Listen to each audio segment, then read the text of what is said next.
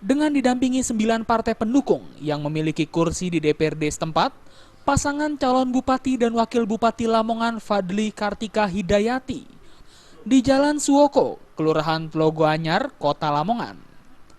Kesembilan partai tersebut yakni PKB, Partai Demokrat, PAN, Partai Gerindra, Partai Golkar, Hanura, P3, PKS, serta PDIP.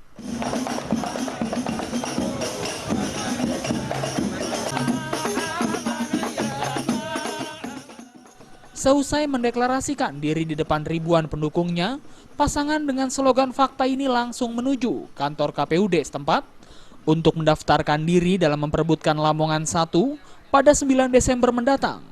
Fadli sendiri saat ini masih menjabat sebagai Bupati Lamongan hingga 9 Agustus mendatang.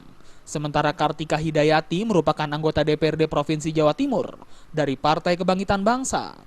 Fadli, calon Bupati Lamongan, optimis akan menang telak karena tim pemenangan dan pendukungnya menyebar di seluruh desa di Lamongan.